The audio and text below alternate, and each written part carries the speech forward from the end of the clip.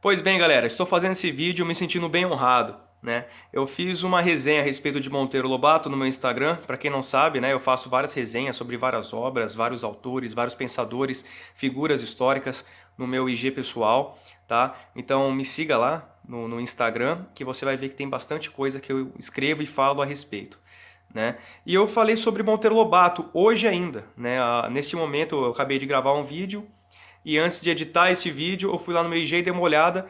E o bisneto, né, do Monteiro Lobato, o Ricardo Monteiro Lobato, comentou no meu post, né, e ele enalteceu que o seu bisavô, Monteiro Lobato, foi preso e perseguido por conta do petróleo, ao qual eu falarei nesse vídeo, ao qual eu fiz a resenha.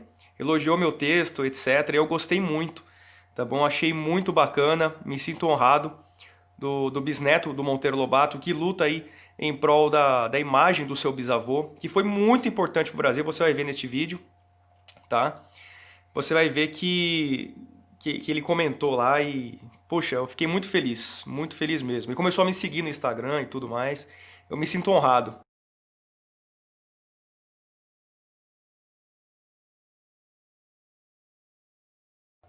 tá bom? E galera, assista até o final desse vídeo. Não esquece que tem um apoia-se aqui no comentário fixado e meu canal secundário, ao qual eu estou postando vários vídeos, várias coisas.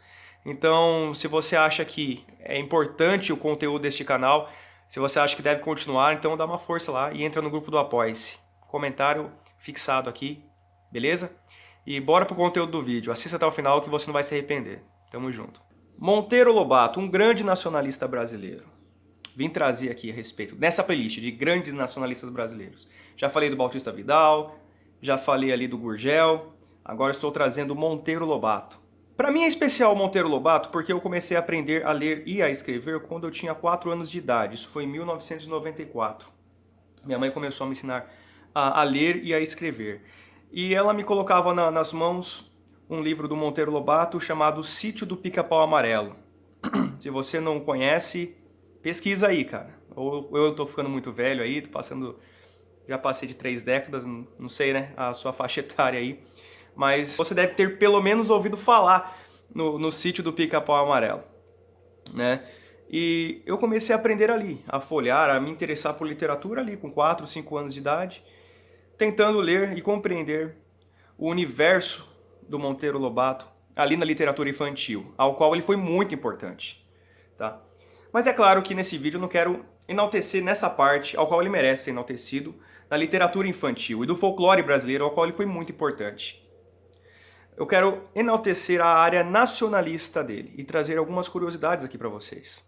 O Monteiro Lobato ele nunca esteve em organizações políticas de fato, ele nunca se filiou a nenhum partido, mas ele sempre estava presente nos debates a respeito das causas nacionais, dos problemas nacionais, e se posicionava a respeito disso. O próprio Monteiro Lobato falava muito bem, né, assim, do Plínio Salgado. Ele gostava do Plínio Salgado e dos seus escritos.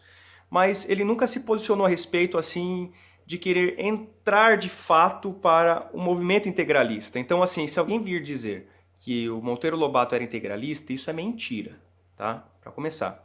A única coisa que se tem, e que eu também achei e que eu procurei demais, foi que o Monteiro Lobato só elogiou a maneira do Plínio Salgado escrever, né? Então, assim, isso não faz dele um integralista, assim como eu gosto muito de Gustavo Barroso e não sou integralista. Então, assim, antes que comentem que ele era integralista, eu já estou desmistificando isso. É mentira, ele não era. Mas ele se posicionou, sim, ao contrário do governo de Vargas, assim como Plínio Salgado. Porém, há uma ironia do destino nisso. Monteiro Lobato foi contra o governo nacionalista de Vargas porque foi preso pelo governo porque ele tecia críticas a respeito de como o governo lidava com a questão do petróleo. Logo depois ele foi solto, né, foi preso 2 vezes, mas ele foi solto e, por ironia do destino, Vargas fez exatamente o que Monteiro Lobato queria, tá bom? Que era o que? A criação da Petrobras e o monopólio da Petrobras. E, infelizmente, o Monteiro Lobato não pôde viver isso. Ele não pôde viver essa luta que ele teve, essa conquista, ao qual influenciou diretamente na criação da Petrobras por Getúlio Vargas.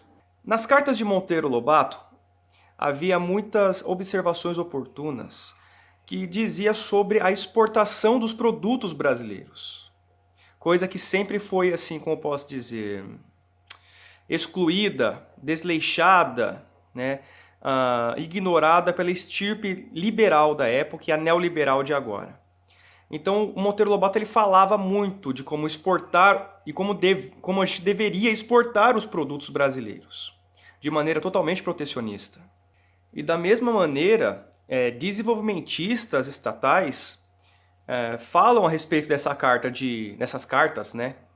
Foram mais de uma, do Monteiro Lobato, porque são verdadeiros projetos de desenvolvimento, projetos desenvolvimentistas, nacionalistas, né? Que qualquer líder, qualquer economista desenvolvimentista, qualquer presidente que se preze, jamais iria ignorar as cartas do Monteiro Lobato. Por isso que o Getúlio Vargas se influenciou muito nas cartas de Lobato. Mas o que mais marcou Monteiro Lobato em sua trajetória nacionalista foi a respeito do petróleo, ao qual ele lançou livros falando a respeito disso, e que foi muito importante para o Brasil. Ele lançou um livro chamado O Escândalo do Petróleo, que no mesmo mês foi esgotado todos os livros de Monteiro Lobato. Deste livro, aliás, do Monteiro Lobato, sobre o petróleo, o escândalo do petróleo. Monteiro Lobato estava plenamente convencido que os trustes iriam fazer de tudo a qualquer custo para sabotar o petróleo brasileiro. E ele estava certo. Tanto é que a preocupação dele era tanta que na página de rosto do seu livro, ele conclama os militares para tomar posição sobre a soberania nacional. Ele conclama os militares para isso. Você já ouviu falar daquela campanha O Petróleo é Nosso? Dá uma pesquisada a respeito disso. Isso é muito importante. Eu acho que seria até um tema bacana para eu trazer em vídeo aqui para vocês. Este movimento, O Petróleo é Nosso, foi totalmente inspirado em Monteiro Lobato e no seu livro O Escândalo do Petróleo. Porém por partidos de esquerda e de movimentos sociais, mas que foram muito importantes. Ele foi totalmente importante porque isso empolgou o Brasil na época, o povo brasileiro na época, numa defesa do petróleo, que é algo extremamente estratégico. Não é à toa que os Estados Unidos se envolveram em várias guerras em busca de petróleo, com a desculpa, né, de levar a democracia. Tem muitos memes que mostram isso, né? Eu dou risada, mas é tenso. A história é tensa do petróleo no mundo. E isso empolgou os brasileiros de fato. E fez com que a legislação brasileira, né, o Congresso Nacional, fizesse legislação brasileira sobre o petróleo, colocando o monopólio do petróleo brasileiro. Né, uma emenda de última hora. Neste livro do Monteiro Lobato, O Escândalo do Petróleo e do Ferro, há críticas contundentes a respeito de empresas transnacionais e países que negavam que havia petróleo aqui no subsolo brasileiro. E ele também denuncia os Rockefellers e toda a sua tramóia e sabotagem que estava por trás dos Rockefellers. Está neste livro. Porque Monteiro Lobato denunciou que haviam dois trustes que estavam monopolizando o petróleo no Brasil. A Standard Oil e a Royal Dutch and Shell. E não só isso. Monteiro Lobato mostrou como eles, os Rockefellers, os trustes, estavam dominando o governo, o dinheiro, o mercado, as finanças. Se você está achando que os donos do mundo estão sendo agora expostos, errado. Gustavo Barroso já expunha isso. Monteiro Lobato expôs isso de maneira satisfatória a respeito dos donos do poder mundial. Esses inimigos internos do Brasil, ao qual Monteiro Lobato colocou muito bem no seu livro, sempre sabotou as perfurações de poços de petróleo no Brasil.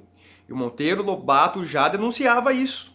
Nós vemos Bautista Vidal, Enéas Carneiro, né, o Roberto Algama Silva, o contra-almirante. Nós vemos Adriano Benayon falando a respeito da importância, né, do Brasil e de ter um monopólio energético, né, a importância da energia no Brasil, de um país deter sua própria energia. E Monteiro Lobato, neste livro, também falou dessa importância. Então é um livro bem completo, um livro muito bom que você precisa ler. Há muitos rumores a respeito de Monteiro Lobato, como por exemplo, o abolicionista, né, Joaquim Nabuco sofria críticas a respeito do Monteiro Lobato. Então colocavam ele como um escravista, já que o Joaquim Nabuco era um abolicionista. Então muitas pessoas dizem que o Monteiro Lobato era um escravista. Eu nunca vi assim, na verdade, né? Eu nunca vi ele se posicionando em nenhum escrito a respeito da escravidão, né, de fato. Mas dizem por aí que ele era de fato um escravista. E se ele era um escravista, é claro que eu discordo dessa posição. E com isso, né, muita gente fala também que ele se simpatizava com as ideias de Hitler, porque ele era um eugenista. Também eu nunca vi nenhum escrito de Monteiro Lobato falando a respeito de nazismo, coisa do tipo, ou nacionalsocialismo. Tá? Então, há muitos rumores, né?